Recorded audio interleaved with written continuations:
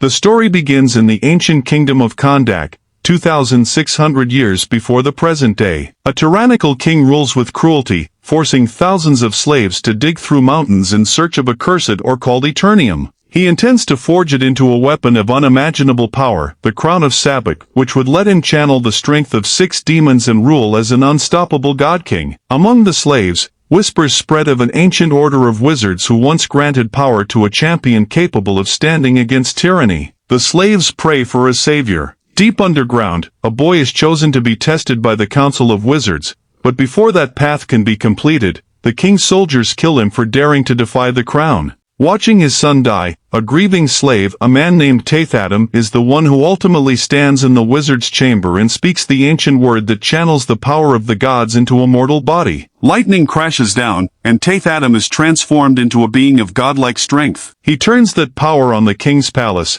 tearing through soldiers and executioners alike, and ultimately kills the king to free his people. But his vengeance doesn't stop there. His rage carries him further than justice alone would require. The wizards judge that he has misused the power entrusted to him, and rather than serve as Kandak's guardian, Teth-Adam is sealed away and imprisoned for 5,000 years, his true story buried and distorted into a legend of a destroyer rather than a liberator.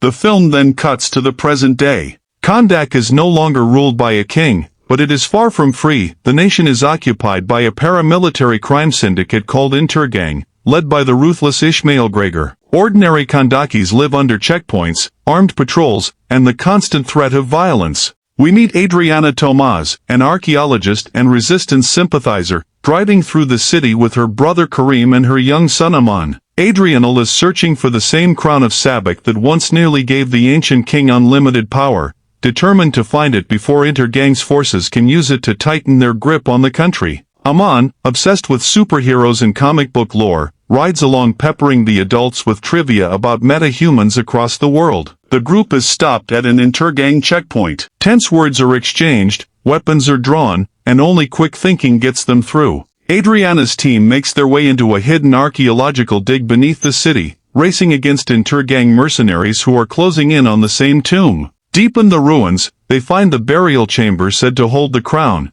guarded by ancient booby traps and inscriptions. Adriana deciphers the final piece of an inscription and, without fully grasping what she's doing, speaks the same word that once transformed Teth-Adam. The seal breaks, stone crumbles, and the being imprisoned for 5 millennia awakens. Intergang mercenaries flood into the chamber only seconds later, guns raised on the group. Teth-Adam rises before them, not as a rescuer eager to help, but as a nearly silent, terrifying force. He calmly and brutally kills every mercenary in the room, using his powers with a coldness that horrifies Adriana and especially Aman, who has spent his whole life idolizing costumed heroes who don't kill. Aman is the one who explains to Adam what year it is and how long he's been gone. 5,000 years have passed. Word spreads instantly across the globe that a being with god-level power has resurfaced in Kandak. Government agent Amanda Waller, closely monitoring meta-human threats worldwide, is alarmed. She refuses to let an uncontrolled force with Adam's destructive history roam free,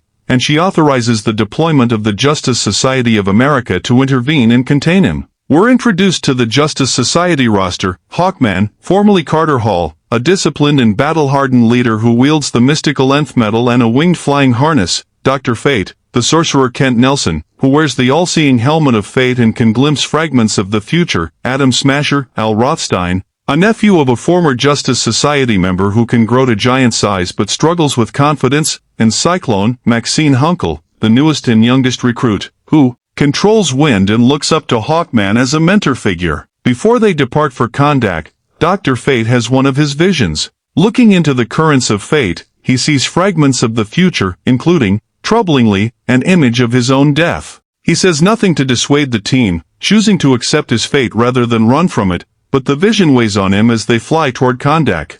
Back in Kandak, Adriana brings the newly freed Teth-Adam to her home, trying to reason with him and figure out how to help her city. Adam is detached and largely indifferent to the political struggles of the present, viewing himself as a slave freed from his tomb rather than a savior sent to serve anyone. He can't fully control or even remember how to consciously activate all of his abilities at first, treating flight and lightning like unfamiliar tools rather than instincts. Aman, still starstruck despite his earlier fear, tries to coach Adam on how a real hero should behave, even offering him a hero costume, complete with a cape. Adam flatly rejects the cape after nearly tripping on it, in one of the film's more comedic beats. Meanwhile, Ishmael Gregor is not simply a mercenary warlord, he has his own obsession with the crown of Sabak, secretly working to recover it for himself. He meets with black market operatives to track down its location, revealing that his ambitions go far beyond controlling Kandak through force. The Justice Society arrives in Kandak and tracks Adam to Adriana's neighborhood. Hawkman,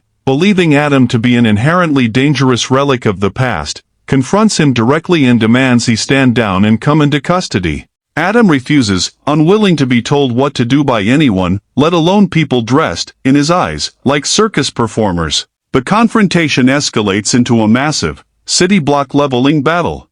Adam Smasher grows to enormous size to grapple with Adam, Cyclone whips up cyclones of wind to try to disorient him, and Dr. Fate uses his sorcery to bind and restrain him. Despite the combined effort of 4 powerful heroes, Adam proves to be almost overwhelmingly strong, but Dr. Fate ultimately manages to trap him using a set of ancient magical restraints, subduing him enough for the team to take him into custody. With Adam contained, Waller has him prepared for extraction out of the country to a secure facility, treating him as a weapons-grade threat to be locked away rather than a person. Before this happens, Hawkman and Adam have a tense exchange where Hawkman makes clear he sees Adam's history of violence as proof he can never be trusted with power, while Adam pushes back that the world today is not so different from the tyranny he once destroyed, full of oppressors that so-called heroes conveniently ignore. While the Justice Society is occupied containing Adam, Ishmael Gregor and his forces make their move, launching a raid to seize the actual crown of Sabak,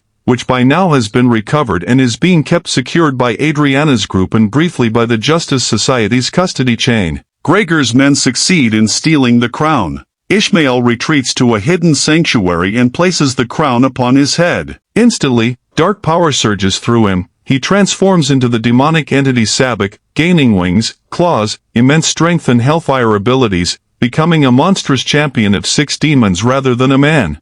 Sabak begins a rampage, and Kandak's capital comes under direct demonic assault. Buildings burn, civilians flee, and the death toll climbs as the Justice Society, still transporting a shackled Adam out of the country, realizes they no longer have the firepower to stop this new threat without him. Hawkman, swallowing his pride, agrees that they need to release Adam and ask, rather than order, for his help. Adam is freed and re-enters the fight against Sabak alongside the Justice Society, and the film shifts into its climactic, citywide battle. Cyclone and Adam Smasher focus on evacuating trapped civilians from collapsing buildings and pulling people out of the crossfire, giving the sequence a mix of large-scale destruction and smaller, human-scale rescue moments. Hawkman engages Sabak directly in the air, while Dr. Fate uses his sorcery to try to hold back the demonic energy consuming the city. During the battle, Dr. Fate has another vision, the same death he foresaw earlier. Rather than avoid it, he chooses to sacrifice himself, using the full extent of his magic to save his teammates and weaken Sabak at a critical moment, and is killed in the process. His death hits the team hard, especially Hawkman, who loses his closest friend and mentor figure in the middle of the fight. Amon, defying the adults trying to keep him safe, gets pulled directly into danger during the chaos and finds himself in the direct path of Sabak's attack. Adam, who has spent the entire film distancing himself from the idea of being anyone's hero, makes the choice to save the boy at serious risk to himself, finally embodying the protector role Amon always believed he could be. With Dr. Fate gone and the city collapsing around them, Adam, Hawkman, Cyclone, and Adam Smasher regroup for a final push against Sabak. Adam unleashes the full, unrestrained force of his power, channeling raw lightning in a way we haven't seen him do throughout the film, ultimately overpowering Sabak and stripping Ishmael Gregor of the crown's demonic power, ending the threat and returning Gregor to a powerless, defeated state.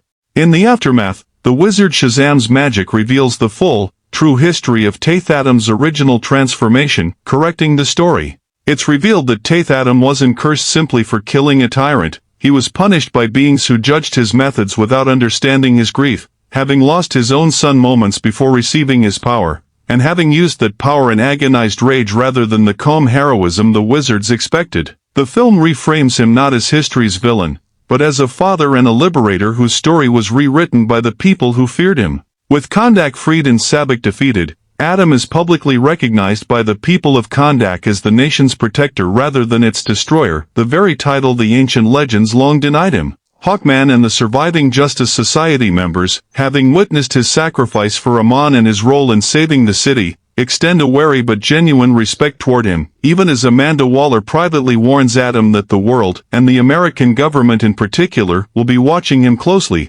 unwilling to fully trust a being of his power. The film ends with Adam standing over the city he once tore apart and has now, finally, chosen to protect. In the mid-credits scene, Adam is confronted in his palace by an unexpected visitor, Superman, arriving to speak with him directly about the responsibility that comes with the kind of power Adam wields, setting up a future confrontation or alliance between the two god-level beings.